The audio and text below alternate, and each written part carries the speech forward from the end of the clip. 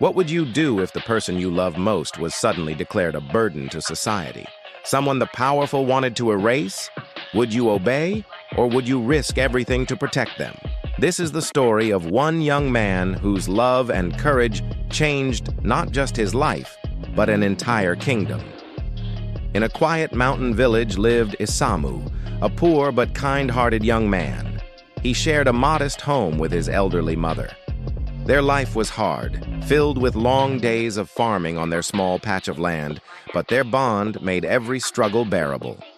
She was his guide, his comfort, the one who had stood by him through every hardship. To Isamu, his mother was not just family, she was his world. One day, a decree from the emperor shattered the peace of their lives. The emperor, cruel and arrogant, announced that all elderly people in the kingdom would be put to death. He claimed they were useless, a drain on resources, and a burden to society. Fear swept through the villages like wildfire.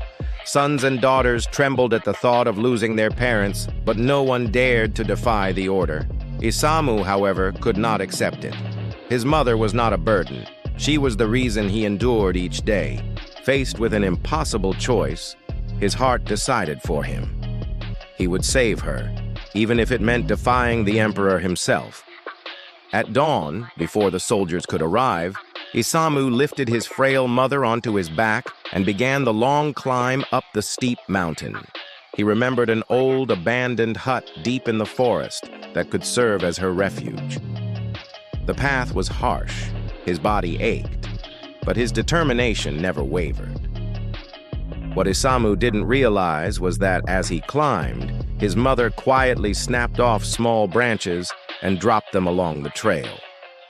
She knew her son's love would blind him to his own safety, and she feared he might not find his way back down the mountain.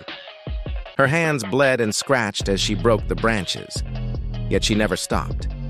Even in her weakest state, she thought only of him. By nightfall, they reached the hut. Isamu made her a bed of leaves, his heart heavy as he prepared to leave her there. Tears streamed down her face as she whispered, "Follow the branches I left behind, my son, and you'll find your way home."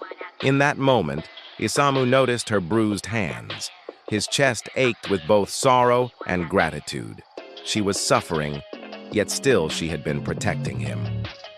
With a breaking heart, he bowed before her and left, returning every day with food and supplies, living a double life, one in the village, one on the mountain. Weeks later, the emperor set forth another decree. Every subject must create a rope made of ashes. The task was absurd, seemingly impossible, and despair spread among the villagers. No one had any idea how to succeed. Isamu shared the challenge with his mother during one of his secret visits. After a long silence, her wise eyes lit with an idea.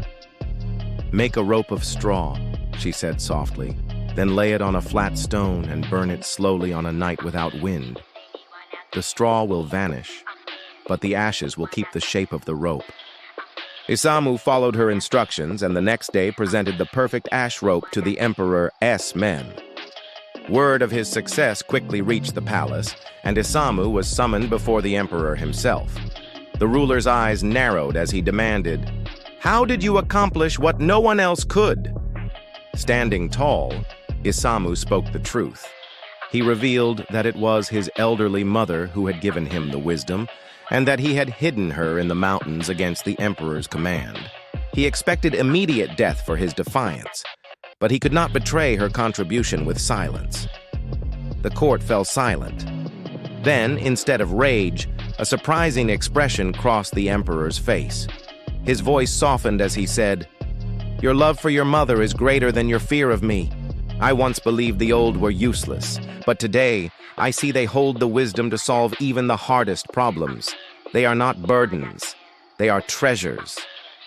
That very day, the emperor abolished his cruel decree.